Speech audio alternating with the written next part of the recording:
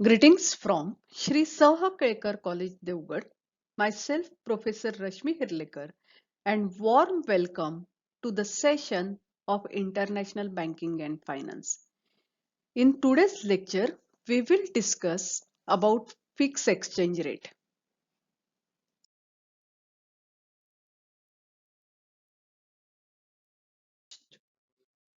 In today's lecture, we will discuss about meaning of fixed exchange rate, merits of fixed exchange rate, and demerits of fixed exchange rate. Fixed exchange rate system. Fixed exchange rate system is a system where currency value is tied to the value of another sorry, single currency, to a basket of other currencies, or to another measure of value such as gold. म्हणजे fix exchange rate system मध्ये एका करन्सीची किंमत ही दुसऱ्या करन्सीमध्ये ठरवली जाते. म्हणजे त्या करन्सीची किंमत ही दुसऱ्या एखाद्या करन्सीच्या स्वरूपात ठरवली जाते. कशासाठी? फॉर एक्सचेंज पर्पज किंवा बास्केट करन्सी मध्ये ठरवली जाते. म्हणजे उदाहरणार्थ आता जर तुम्ही बघितलं तर $1 बरोबर 68 रुपये, तर इंडियन रुपीची किंमत फिक्स केली की ती डॉलरला टाय केलेली आहे. $1 म्हणजे 68 रुपये. किंवा बास्केट करन्सी. आता बास्केट करन्सीच्या कन्सेप्ट सुद्धा तुम्ही अगोदरच्या लेक्चरमध्ये ऐकलेल्या आहेत की ज्या वेळेला ब्रेटन वूड सिस्टम कोलॅप्स झालं त्यावेळेला बास्केट करन्सीमध्ये 16 देशांची करन्सी होती. हळूहळू एक एक देश कमी होत गेले आणि बास्केट करन्सी म्हणजे फक्त 4 देश राहिले होते आणि आता परत पुन्हा 5 देशांची करन्सी म्हणजे बास्केट करन्सी आहे. त्याच्यात US डॉलर आहे, जपानचा येन आहे, त्याच्यानंतर युरो आहे, त्याच्यानंतर पाऊंड आहे आणि 5वी जी करन्सी आहे ती चायनाची आहे. तर अशा 5 करन्सींचं मिळून बास्केट करन्सी. बास्केट करन्सी का म्हणतात? तर या करन्सी जगात जास्त प्रमाणात चालतात. तर फिक्स एक्सचेंज रेट सिस्टम मध्ये डॉलरच्या स्वरूपात आपल्या करन्सीची एखाद्या देशाच्या करन्सीची किंमत फिक्स करणं किंवा सोन्याच्या स्वरूपात म्हणजे जसं की आपण बघितलं गोल्ड स्टँडर्ड मध्ये $1 बरोबर किती अंश सोनं असं ठरलेलं होतं. तर त्याला फिक्स एक्सचेंज रेट सिस्टम असं म्हणतात. फिक्स एक्सचेंज रेट सिस्टम और पेग एक्सचेंज रेट सिस्टम, यालाच पेग एक्सचेंज रेट सिस्टम असंही म्हणतात, is a currency system in which government try to maintain currency value that is constant against specific currency or goods. म्हणजे fix exchange rate system मध्ये करन्सीची किंमत दुसऱ्या एखाद्या करन्सीमध्ये किंवा सोन्यामध्ये ठरवली जाते आणि ही फिक्स कोण करतं? गव्हर्नमेंट करतं.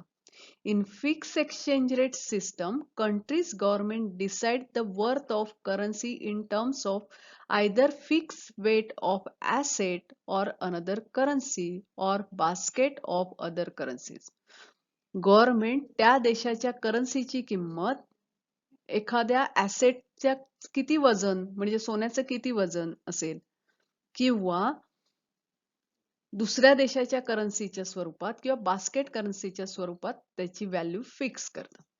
Central bank of country remains committed at all times to buy and sell its currency at fix price.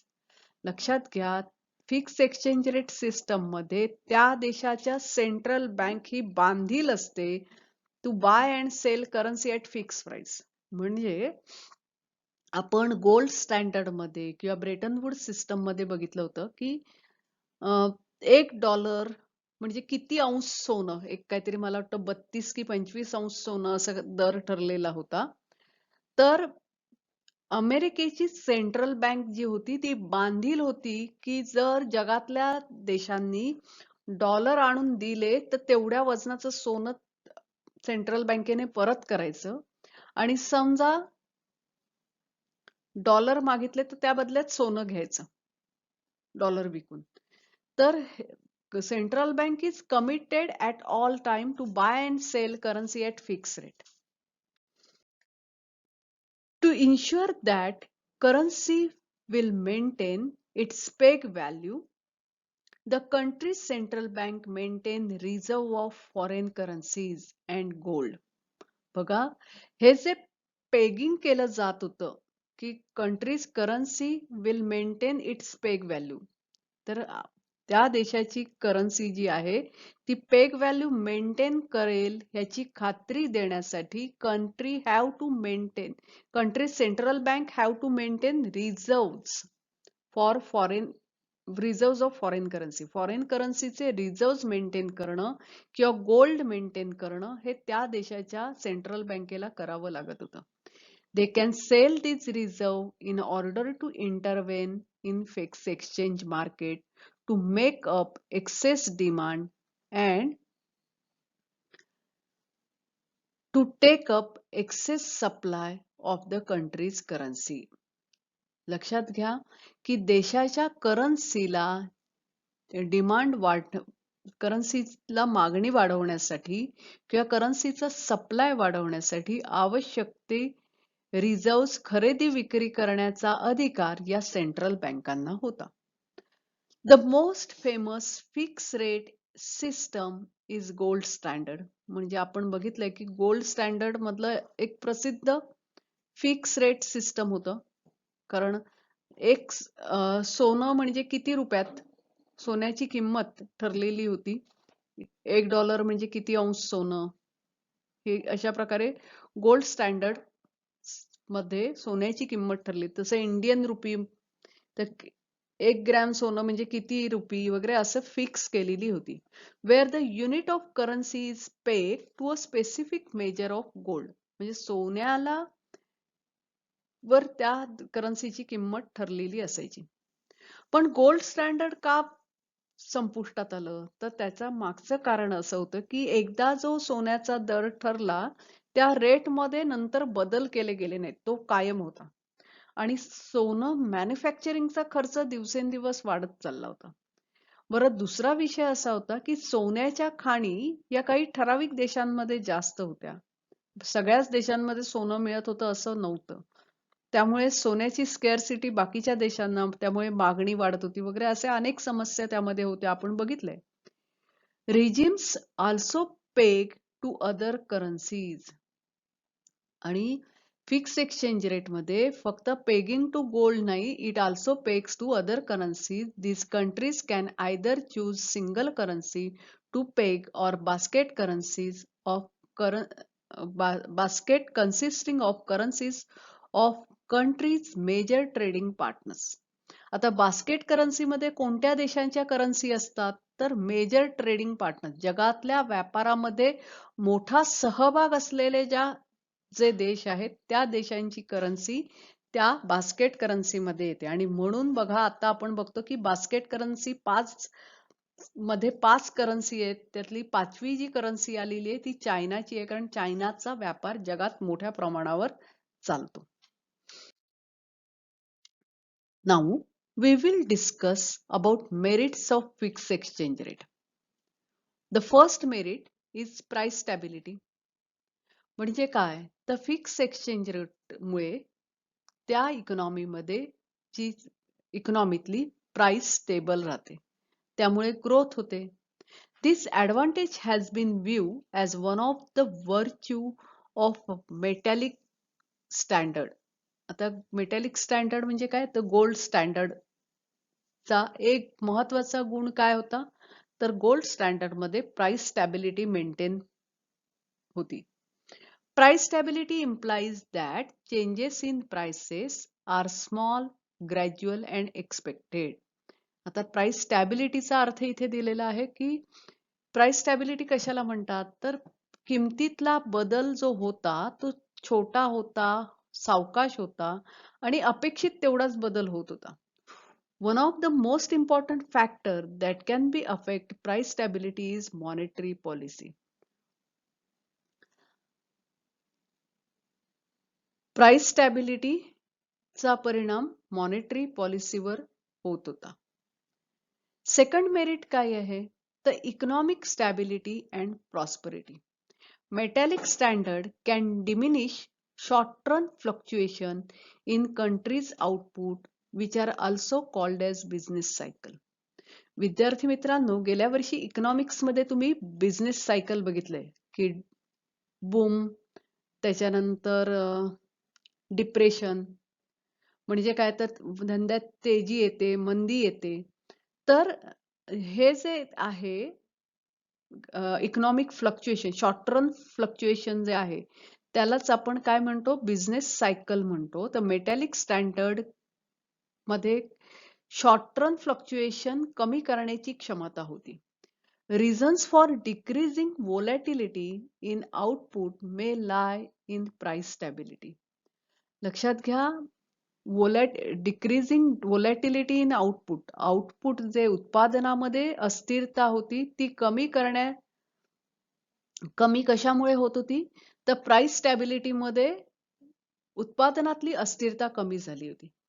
Price stability or absence of large or unexpected changes in average price level may work as a signal to producer for how much to produce. लक्षात घ्या, stable price level असल्यामुळे किंवा unexpected changes average price level मध्ये होत नसल्यामुळे producers जे होते त्यांना एक सिग्नल मिळत होता की आपण किती प्रोड्यूस केलं पाहिजे. कारण मुळात प्रोडक्शन मध्ये प्राइस स्टॅबिलिटी असल्यामुळे ज्या अनस्टेबल प्राइसेसचे जे काही परिणाम होतात ते परिणाम टाळले जात होते. थर्ड मेरिट दिलंय फिक्स एक्सचेंज रेट, म्हणजे merit of fixed exchange rate is what? A metallic standard leads to fixed exchange rate. म्हणजे करन्सी विनिमयाचा दर फिक्स राहत होता. In gold standard, each country determines the gold parity of its currency. म्हणजे gold standard मध्ये प्रत्येक देशाच्या करन्सीची किंमत सोन्यामध्ये ठरलेली फिक्स होती, which fixes the exchange rate between the currencies. आणि त्यामुळे सोन्याच्या मूल्याच्या स्वरूपात हा रेट ठरत होता.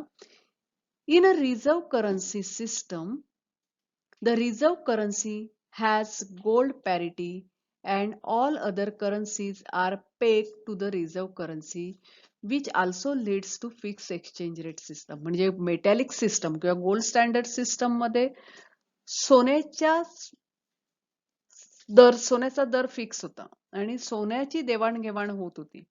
पण ज्यावेळेला रिझर्व्ह करन्सी सिस्टम आली, म्हणजे डॉलरचं विनिमय म्हणून माध्यम सगळ्यांनी स्वीकारलं, त्यावेळेला reserve currency has gold parity, $1 म्हणजे किती सोनं, हा दर ठरला होता.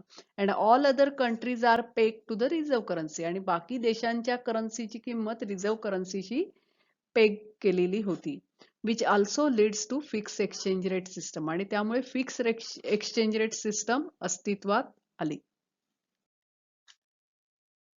Fixed exchange rate system enables the following: the reduction of uncertainty in international trade and portfolio flows. लक्षात घ्या, फिक्स एक्सचेंज रेट सिस्टम मुळे अनसर्टनिटी, अनिश्चितता, आंतरराष्ट्रीय व्यापारातली अनिश्चितता कमी झाली आणि पोर्टफोलिओ फ्लो मधली अनिश्चितता कमी झाली. Exchange rate risk is a barriers to international business.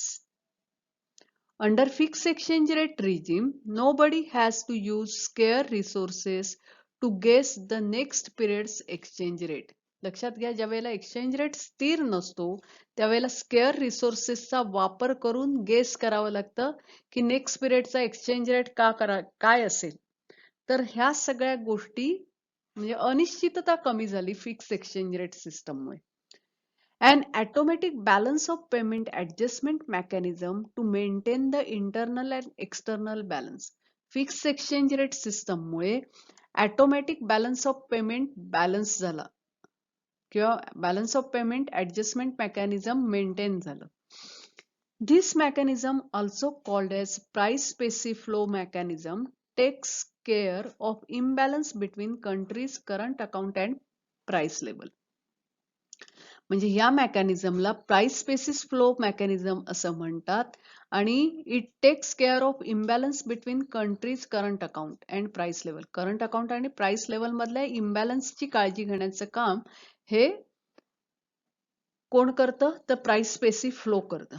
If the country runs current account surplus, the accumulated species and accumulates species, the price increase, making these countries goods more expensive to foreigners. म्हणजे समजा country देशाचं current account surplus मध्ये असेल, accumulate spaces अनेक currency मोठ्या प्रमाणात जमा झालेली असेल, प्राइस इन्क्रीज दर वाढतो त्या देशाचा, making the countries goods more expensive, त्या देशाचे चा माल जो आहे तो जास्त एक्सपेन्सिव्ह होतो फॉरेनर्स साठी. And this situation reduces the current account surplus. आता तो महाग झाल्यामुळे करंट अकाउंट सरप्लस कमी होतं in home country and current account deficit in foreign country. This reduces the current account surplus in home country. म्हणजे त्यामुळे home कंट्रीचं surplus कमी होतं आणि फॉरेन कंट्रीचं डेफिसिट कमी होतं. 6. Symmetrical adjustment of monetary policy under gold standard. If home country's central bank increases the money supply, म्हणजे समजा देशाच्या सेंट्रल बँकेने मनी सप्लाय वाढवला, it put downward pressure on home country interest rate. This situation make countries' asset more attractive and to the investors. बघा, जर मनी supply वाढला तर it put downward pressure on home countries interest rate. देशाच्या interest rate कमी होतो आणि या situation मध्ये other countries asset become more attractive. दुसऱ्या देशाचं ऍसेट अट्रॅक्टिव्ह बनतं इन्व्हेस्टर्ससाठी. म्हणजे सो मनी सप्लाय वाढला की आपण दुसऱ्या देशामध्ये अधिक इन्व्हेस्टमेंट करायला लागतो. Demerits of fix exchange rate. First one, questionable price stability. आता डिमेरिट्स काय सांगितलं की प्राइस स्टॅबिलिटी वर प्रश्नचिन्ह आहे.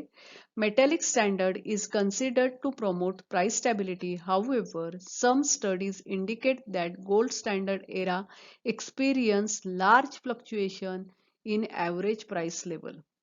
म्हणजे काही अभ्यासकांच्या लक्षात आलंय की मेटॅलिक स्टँडर्ड मध्ये large fluctuation in average price level मध्ये खूप फरक झाला होता. This fluctuations appears to have been cause by changes in relative price of gold. आता हे जे फ्लक्च्युएशन होतं ते सोन्याच्या दरामध्ये बदल झाल्यामुळे होतं with respect to price of goods and services. Second, questionable economic stability and prosperity. Price stability maintain झाली की इकॉनॉमिक स्टॅबिलिटी आणि प्रॉस्पेरिटी होते, याच्यावरही प्रश्नचिन्ह आहे. Because the price stability leads to economic stability and therefore prosperity. The usual assumption is that metallic standard year are associated with higher growth and lower volatility in growth. काय म्हटलंय? Usual ऍझम्पशन, असं गृहीत धरलं गेलंय की मेटॅलिक स्टँडर्डच्या काळामध्ये growth मोठ्या प्रमाणावर होती आणि लोअर व्होलॅटिलिटी इन ग्रोथ मधली अस्थिरता कमी होती. One of the disastrous economic slowdown in recent history, the great depression happen under the gold standard. म्हणजे हे जे आपण म्हणतो ना की प्राइस स्टॅबिलिटी, त्यामुळे इकॉनॉमिक ग्रोथ होते, प्रॉस्पेरिटी होते, पण याला अपवाद किंवा disastrous economic slowdown in recent history, great depression. आता ग्रेट डिप्रेशन कधीचं? 1930 सालची जी मंदी आहे तर 1930 मध्ये गोल्ड स्टँडर्ड होतं, पण तरी सुद्धा जगात मोठ्या प्रमाणावर मंदी पसरली. तर त्यामुळे फिक्स एक्सचेंज रेट सिस्टम काम करत नाही तितकंसं. म्हणजे म्हणून इथे म्हटलंय की it is questionable economic stability and prosperity. Additionally, Competitively contradictory monetary policies were implemented during gold standards in 18th century, which leads to lower output growth and higher unemployment. काय म्हटलंय? Competitively contradictory monetary policies were implemented gold standard मध्ये 18व्या शतकात gold स्टँडर्डच्या ज्या policy implement केल्या गेल्या ज्याचा परिणाम lower output growth and higher unemployment मोठ्या प्रमाणावर अनएम्प्लॉयमेंट दिसून आली. And last one, questionable price specie flow mechanism. Price specie flow mechanism didn't work as well in theory under gold standard. म्हणजे प्राइस स्पेसी गोल्ड मेकॅनिझम जे आपण बघितलं की आपोआप बॅलन्स ऑफ पेमेंट बॅलन्स होतं, तर तसं गोल्ड स्टँडर्ड मध्ये त्याचं काम झालेलं दिसत नाहीये किंवा it didn't work. But in reality really doesn't work in reserve currency standard. म्हणजे गोल्ड स्टँडर्ड किंवा रिझर्व्ह करन्सी स्टँडर्ड मध्ये सुद्धा ह्याचा उपयोग झालेला दिसत नाही. If the price specific flow mechanism had function all countries current account would have been balance. म्हणजे हे जर function price specific flow mechanism जर फंक्शन करत असतं तर सर्व देशांचे करंट अकाउंट बॅलन्स झाले असते. However during Bretton Woods era some countries had persistent current account surplus and other had current account deficit. Bretton Wood era मध्ये बघितलं की अमेरिकेचा डॉलरला प्रचंड मागणी जगातनं सगळीकडे होत होती आणि त्यामुळे अमेरिकेचा बॅलन्स ऑफ पेमेंट हे सातत्याने डेफिसिट दाखवत होतं. Theoretically surplus countries would lend to the deficit countries. म्हणजे असं दिसतं की सरप्लस कंट्री काय करतात तर डेफिसिट कंट्रीजना कर्ज देतात. This scheme does not work when countries with persistent large current account deficit also have problem repaying their loan. लक्षात घ्या की सरप्लस कंट्रीज दुसऱ्या देशांना कर्ज देतात, पण ही जी आपण हे जे काही असं गृहीत धरलेलं आहे, this scheme does not work when countries with persistently large current account deficit, सातत्याने करंट अकाउंट डेफिसिट मोठ्या प्रमाणावर दिसतं, have problem of repaying loan, त्यांना कर्ज परतफेडीची समस्या निर्माण झाली. आणि अमेरिकेच्या बाबतीत तर असं झालं की अमेरिकेलाच प्रश्न पडला की समजा जर हे डॉलर देऊन लोक सोनं घ्यायला आले तर अमेरिका असं सोनं तेवढ्या किमतीचं सोनं परत करू शकत नव्हती. आणि म्हणून तो निक्सियन शॉक जो आपण बघितला की त्यांनी डिक्लेअर केलं की dollar is no more convertible. आणि हे सगळे कसले परिणाम आहेत तर फिक्स एक्सचेंज रेटचे परिणाम आहेत. It is demerits of fix exchange rate. The questionable price spacing mechanism हा एक शेवटचा last demerit of fix exchange rate आहे. विद्यार्थी मित्रांनो, आज आपण फिक्स एक्सचेंज रेट सिस्टम कोणतं म्हणजे gold standard, Bretton Woods system, त्याच्या हे फिक्स एक्सचेंज रेट सिस्टमची उदाहरणं आहेत. त्याचे मेरिट्स बघितल्यात आणि डिमेरिट्स बघितल्यात. Thank you for today. We will meet again. Happy learning to you.